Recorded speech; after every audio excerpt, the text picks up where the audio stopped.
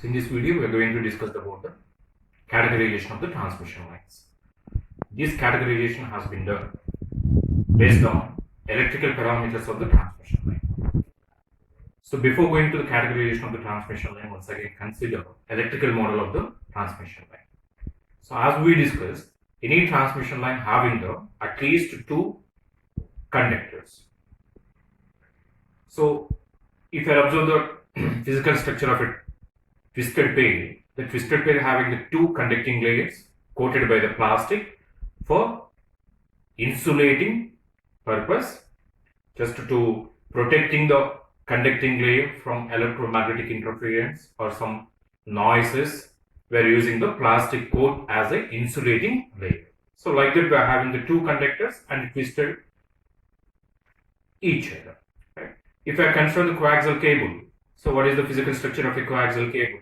So we are having the outer insulator, that is the plastic coat, then next inner insulator, then outer conducting layer, and one more insulating layer, then inner conducting layer. So here also two conductors are present, and the two conductors are insulated by the two insulating materials, insulators, right?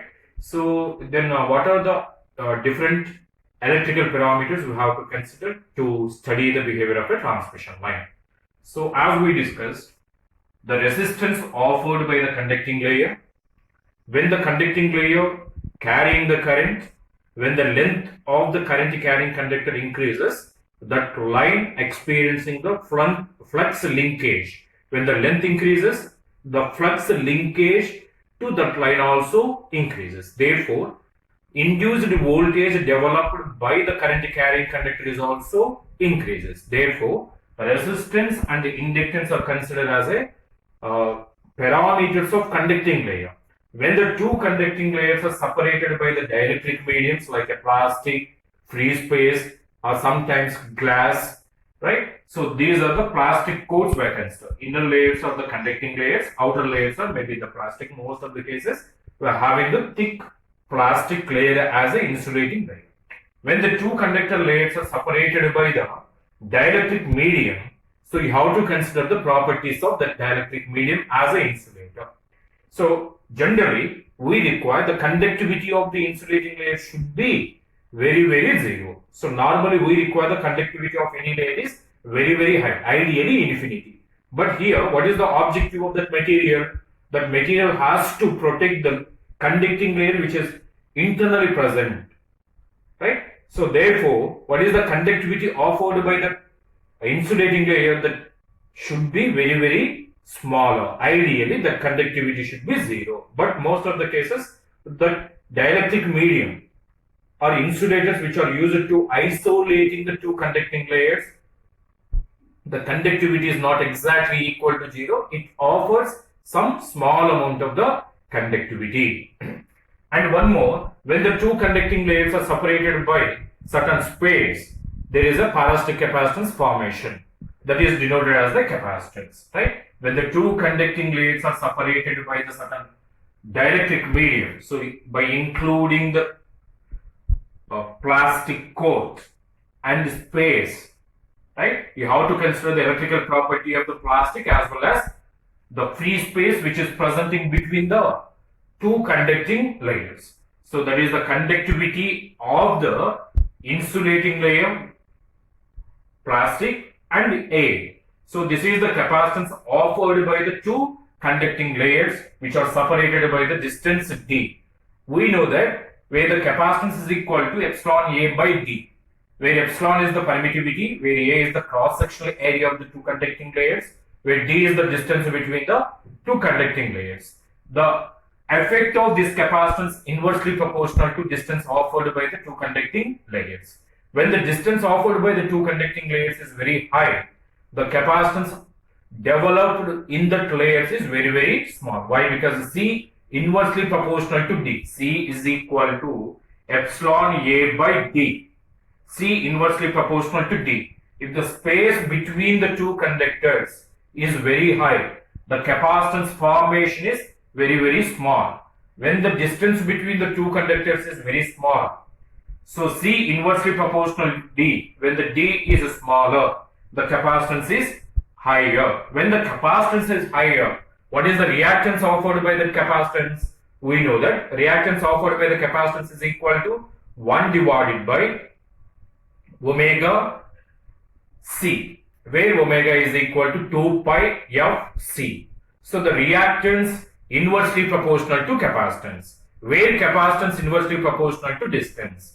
When the distance is smaller, the capacitance is higher. When the capacitance is higher, right, reactance offered by the capacitance is very, very small. So at higher capacitance values, these capacitance offering very smaller reactance, therefore it acts as a short circuit.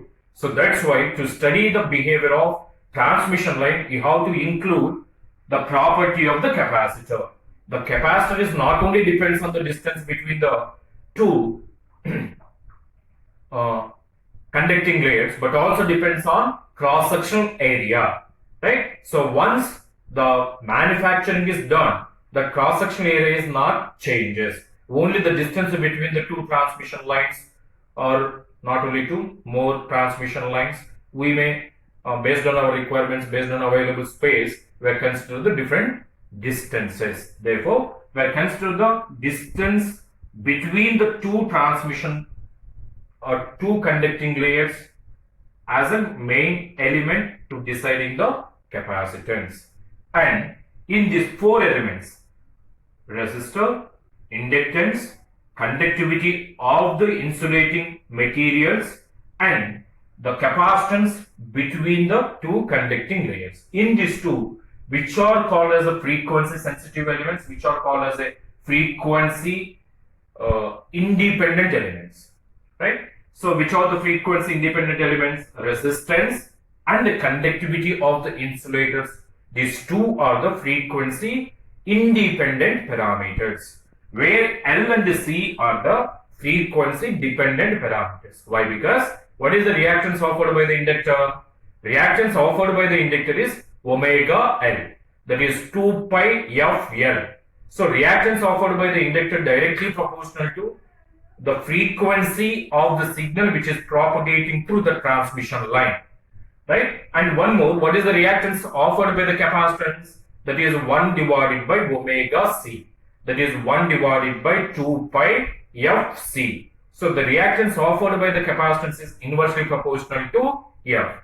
So one is directly proportional to f, another one is inversely proportional to f. So therefore L and C called as a frequency sensitive elements. Based on selection of signal frequency, these two are may dominate, may ignore, right?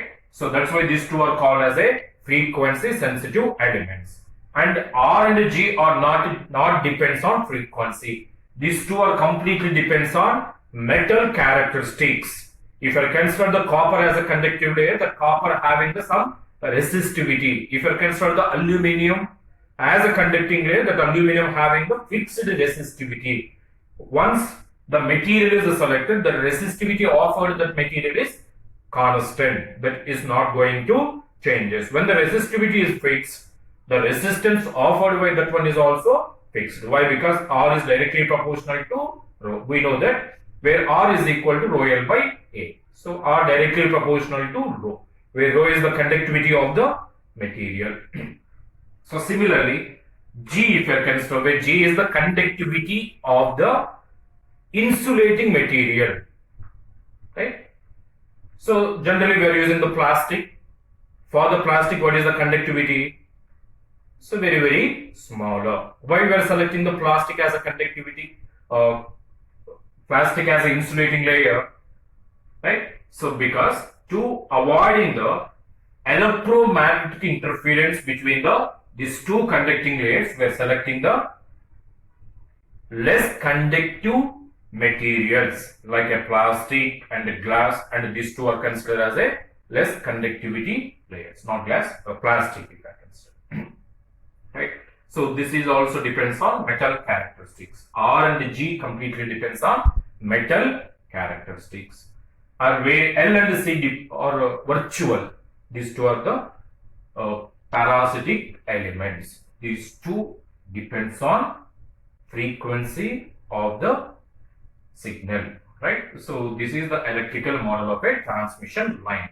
So generally, how this value should be, right? So how the selected transmission line should be, right? The transmission line itself having the two layers. What are the two layers? One layer to carry the signal, another layer to protecting the current or voltage which is traveling in that line from the external noises or from electromagnetic interference. So we are having the two layers. One layer is the conducting layer, another layer is the insulating layer, right? So how the resistivity offered by the conducting layer. So generally the resistance offered by the conducting layer should be very, very smaller, right? Then the voltage drop across that one is very, very small. So attenuation offered by the conductor layer is very small. How the conductivity offered by the insulating layer? Why we are considering the insulating layer? To protecting the conducting layer. So through conducting layer only the signals are traveling. To protecting those signals, we are having the some insulating layers. How the conductivity of the insulating layer, the conductivity of the insulating layer very, very small, right? Then the electromagnetic interference we can able to avoid. So generally, if you are selecting the transmission line, you must think about how the resistivity offered by the transmission line and how the conductivity of the insulating layer used in the conductor. So R should be 0, G also should be 0. G equal to 0 means conductivity offered by the insulator is 0. It doesn't allow any signal interference. So that's why G should be 0. Why the R should be 0? So when if you are having the fixed R, we are having the fixed voltage drop, right? When R equal to 0, what is the voltage drop across the transmission line?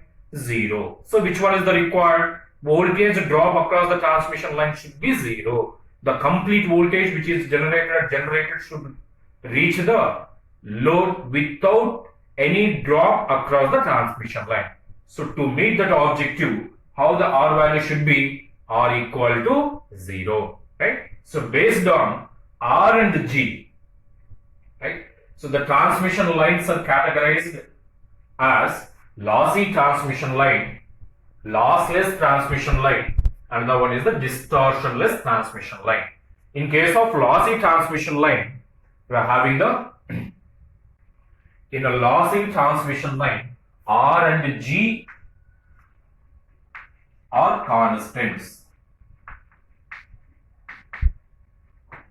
right? So when R and G are constants, we are having the constant propagation constant, where the propagation constant dividing into two terms. One is the attenuation constant, another one is the phase constant. So these two are also constants, right?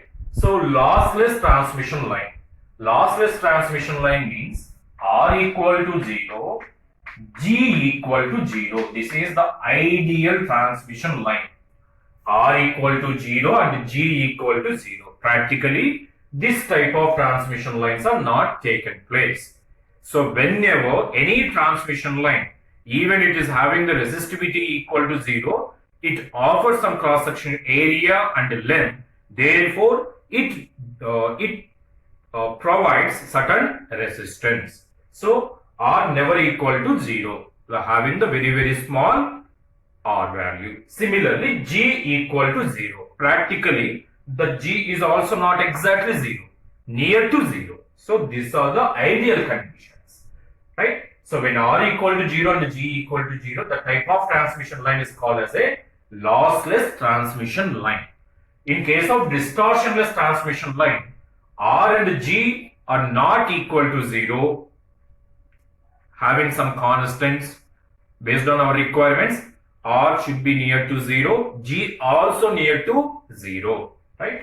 So in case of distortionless transmission line, right, R not equal to 0, G not equal to 0, which is similar as a lossy transmission line. But in this, we consider some conditions to avoid the distortions. Those conditions are d alpha divided by dc equal to 0 and d alpha divided by dl equal to 0. So what is the meaning of this? Attenuation, general requirement of the transmission line is attenuation across the transmission line should be 0. The complete signal which is generated by the generator so has to reach the load, right? That's why the across the transmission line attenuation should be 0, right? So here in a distortionless transmission line, in this we are making attenuation constant which is independent of capacitance, right? Similarly, the change in attenuation constant with respect to change in L equal to 0. Why we are making these two changes with respect to C and with respect to L equal to 0? As we discussed, C and L are frequency dependent parameters. When the frequency changes, these two elements are changes. When these two elements are changes, proportionally, if attenuation changes, there is a disturbances or distortions presenting in the transmission line. So generally, in voice communication, in a telecommunication, right? So generally we are communicating over voice. That voice having the different frequencies. When the frequency changes, if proportionally C and L changes, according to that, if attenuation also changes, there is a distortion. So therefore, receiver is not able to get the voice clearly. So therefore, we are making the attenuation constant with respect to change in capacitance should be 0. Change in attenuation with respect to change in inductance should be 0. So with respect to frequency, L and C changes. If L and C changes, attenuation changes, there is a disturbances or distortions taken place in the line. So receiver able to not able to get the clear information, clear voice. Therefore, so these are the conditions: lossy transmission line, lossless transmission line, distortionless transmission line. So in the lossy transmission line, no need to discuss much about the lossy transmission line. Already we derived the whole parameters. Whenever the R and G constants, all definitions are valid, right? So where gamma is equal to alpha plus j beta, that is equal to square root of R plus j omega L into G plus j omega C, and by extracting the real coefficient, imaginary coefficient, we can able to find the attenuation constant alpha and the phase constant beta, as well as with Z naught, that is the characteristic impedance, right? Characteristic impedance. Why only characteristic impedance consider? We are talking about the only transmission line. So that's why only impedance of the transmission line consider, that is called as a Z naught, that equal to square root of R plus j omega L divided by G plus j omega C. So here all are constants, therefore we are having the constant propagation, constant attenuation constant, constant phase constant, constant characteristic impedance. When they are having the constant phase velocity, and these are all other constants in lossy transmission line. Next one is the lossless transmission line. Especially these conditions are required when we are transmitting the power. Right? When we are transmitting the power, generally our objective is the complete power has to reach the load. If any amount of the power is dropped by the transmission line, the maximum power is not reached to the load. So therefore, this type of lossless transmission lines are required to propagate in the power transmission. So further, R equal to 0, G equal to 0. When R equal to 0, G equal to 0, how the propagation constant, right? So this is the expression. In that expression, when R equal to 0 and the G equal to 0, right? So R equal to 0, G equal to 0 substituted. And we are having the two terms, j omega L into j omega C. So therefore we got the j square omega square L C and the square root. So from this can be written as j omega square root LC. J omega square root LC, where gamma equal to alpha plus j beta, where alpha is the real coefficient, where beta is the imaginary coefficient at LHS. At RHS, there is no real coefficient. We are having the only imaginary coefficient. So by equating the real and imaginary coefficients for LHS and RHS, we are having the alpha equal to 0. We are not having any real coefficient at RHS side. So alpha equal to 0 and phase constant beta is equal to omega root LC. Right? So from this, when alpha equal to 0, that is attenuation equal to 0, there is no loss across the transmission line. So that's why this type of transmission line is called as lossless transmission line. And what about the characteristic impedance? When R equal to 0 and J equal to 0, we are having the Z is equal to J omega L divided by J omega C. J omega get cancelled.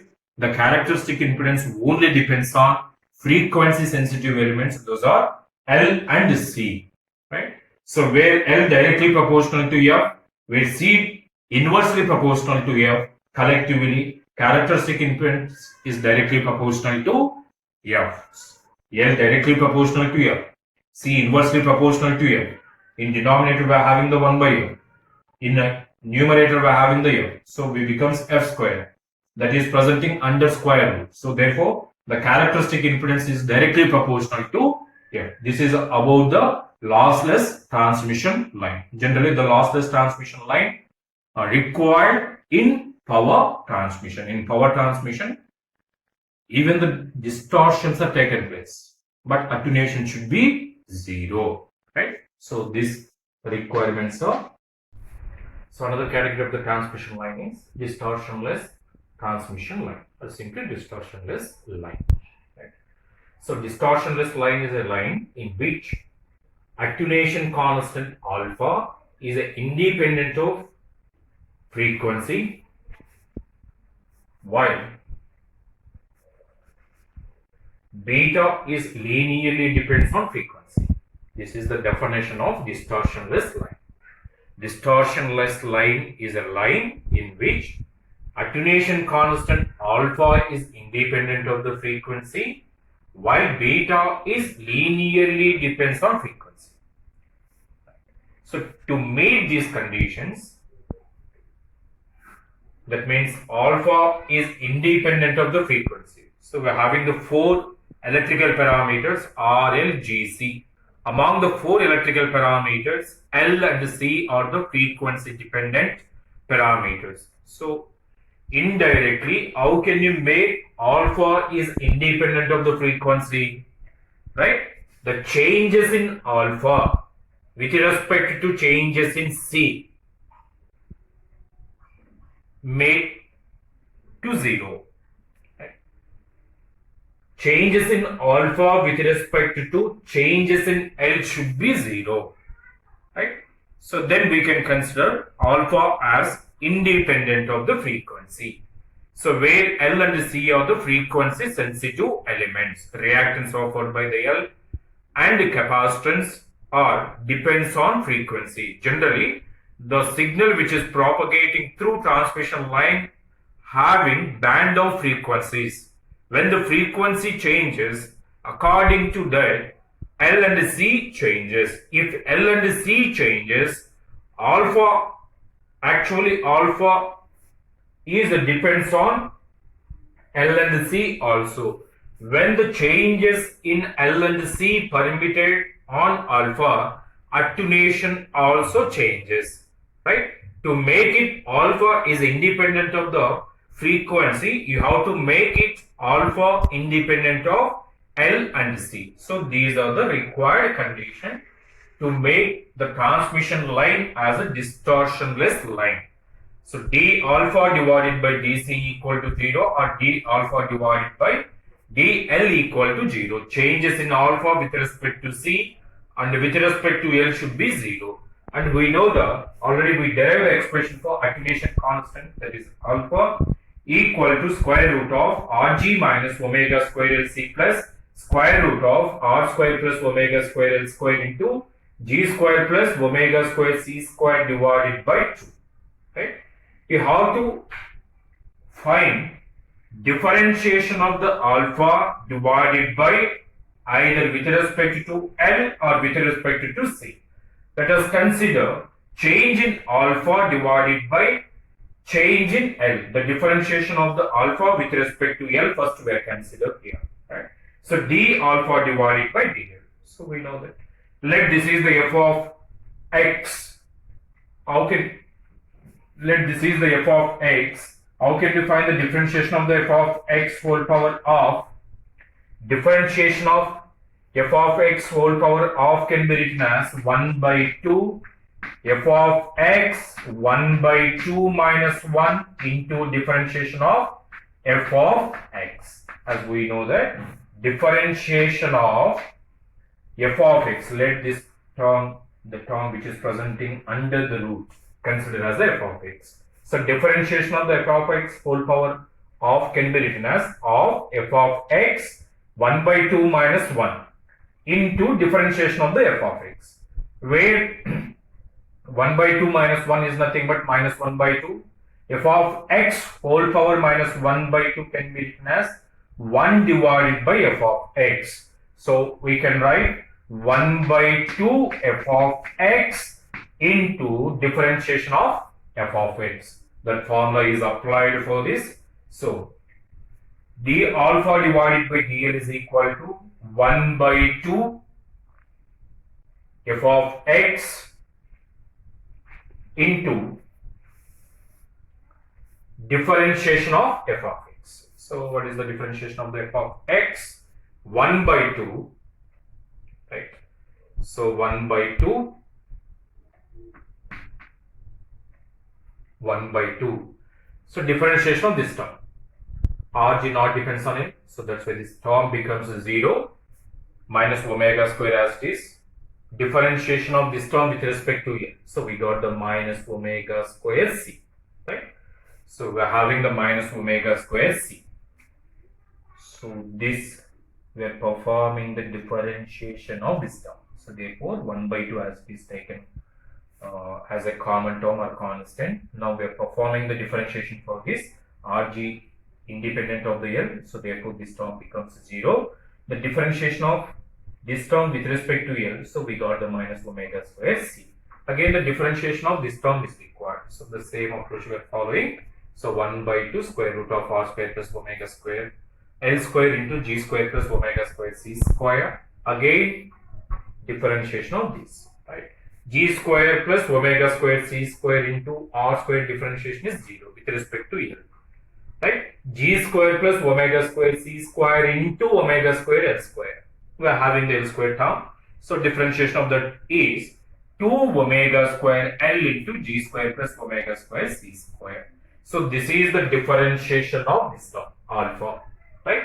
You have to make it d alpha divided by d L equal to 0. So from that this entire term is equating to 0. This entire term is equating to 0. So from that this term, so if I bring to RHS side, the term becomes 0. So we are having the only this term. So in this term 1 by 2 is not equal to 0. Only you have to make it this term equal to 0. Is it clear? So if you are this entire term equal to 0, this term multiplied with the 0, we got the 0. So only we are having the two terms. 1 by 2 into this entire expression equal to 0. 1 by 2 never equal to 0. Only which term equal to 0? This term equal to 0. So that's why minus omega square c plus omega square L into g square plus omega square c square divided by square root of r square plus omega square L square into g square plus omega square c square equal to 0. So this term bring to RHS side omega square c. Omega square get cancelled. Then only c remaining. L by c equal to, right, this term square root of r square plus omega square L square into g square plus omega square c square divided by g square plus omega square c square. G square plus omega square c square can be written as square root of g square plus omega square c square into square root of g square plus omega square c square. On numerator, we're having the square root of g square plus omega c square. So from numerator and denominator, one square root of g square plus omega square c square get cancelled. So we got the square root of r square plus omega square L square divided by g square plus omega square c square. Simply it is a differentiation. Complicated differentiation we have to perform. So up to now, what is the relation we got? L by C equal to square root of r square plus omega square L square divided equal to square root of r square plus omega square L square divided by g square plus omega square c square. Square on both sides. L square divided by c square is equal to square and square root get cancelled. We are having the r square plus omega square L square divided by g square plus omega square c square. Cross multiply. L square into g square plus L square into omega square c square as LHS, RHS, r square c square plus omega square L square c square. So observe, in LHS we are having the omega square L square c square, and RHS also we are having the omega square L square c square. So these two terms can be cancelled. Then we are having the L square g square is equal to r square c square.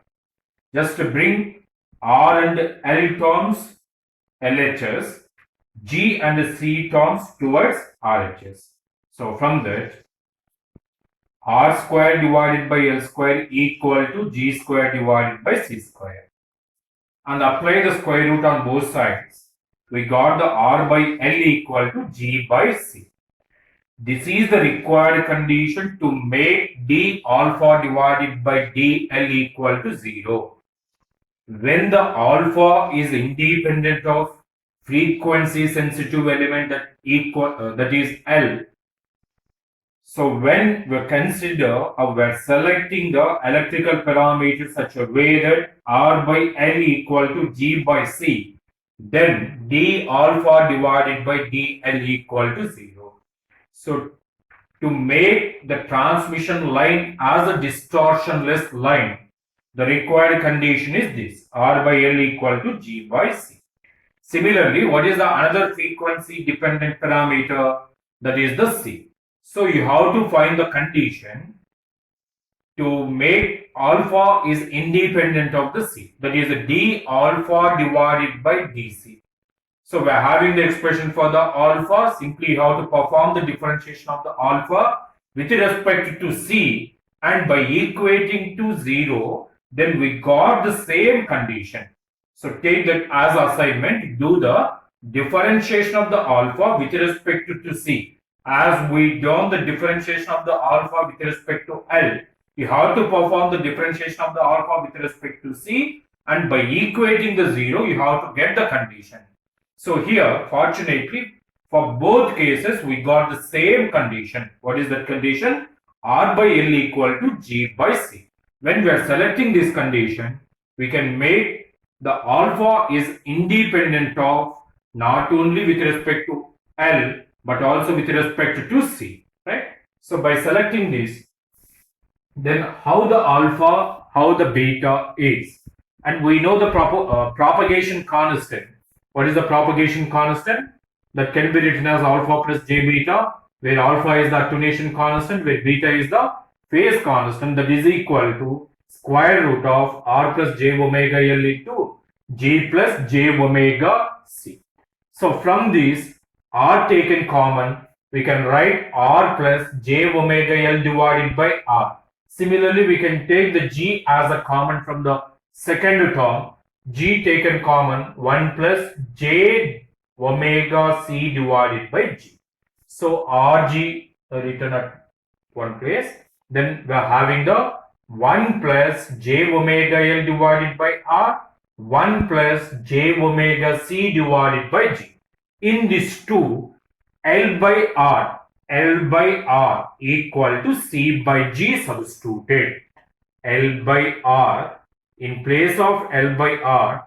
From this condition, if you are substituting c by g, we got the 1 plus j omega c by g 1 plus j omega c by g. So that can be written as 2 times same term is present. That can be written as 1 plus j omega c divided by g whole square. Simply here L by R replaced by c by g. Right? So written separately. Square root RG, square root and square get cancelled. We are having the square root RG into 1 plus j omega c divided by g and multiplied with square root RG. This term is multiplied with square root RG. Square root RG plus j omega c divided by g into square root RG. So in a denominator we are having the g, that can be written as a square root g into square root g. So 1 square root g get cancelled. We are having the square root of r by g. Square root rg plus j omega c into square root r by g. Right? From the condition, from the same condition, where r equal to gl divided by c. R equal to gl by c. That condition substituted here. Square root rg plus j omega c square root of, in place of r, from the condition r can be written as gl divided by c. That is substituted here. G get cancelled. We are having the square root of L by c. Here c present, that can be written as root c into root c. So 1 root c get cancelled. So we got the square root rg plus j omega root L into c. Right? So we know that propagation constant can be written as, in general, alpha plus j beta, where alpha is the attenuation constant, that is the real coefficient, where beta is the phase constant, that is the imaginary coefficient. And by equating the real and imaginary coefficients, we can state alpha equal to square root of Rg, beta is equal to omega square root Lc. Once again, recall the definition of the distortion line. What is the definition of the distortion line? The distortion line is a line in which alpha is independent of the frequency, beta is linearly depends on frequency. Now once again observe the conditions here. Alpha is not depends on L and C, which are the frequency sensitive or dependent parameters. Only depends on resistivity offered by the conductive layer and the conductivity of the insulating material. Right? So where beta is directly proportional to or linear depends on frequency. Beta is equal to omega square root Lc, where omega is equal to 2 pi f. So beta is linearly varies with respect to frequency. From these two conditions also we can justify the definition of a distortionless line. Then what about the characteristic impedance? The characteristic impedance is equal to square root of r plus j omega L divided by g plus j omega c, that is equal to square root of r in that can be, in this r can be taken common, g can be taken common. So we can write 1 plus j omega L divided by r in numerator. In denominator, after taking the g as a common, 1 plus j omega c divided by g. In this, L by r can be replaced by c by g, or c by g can be replaced by L by R. So both terms are equal. So these two get cancelled. We got the square root of R by G. The characteristic impedance is also independent of frequency sensitive elements L and C. So this is the regarding distortionless line. Thank you.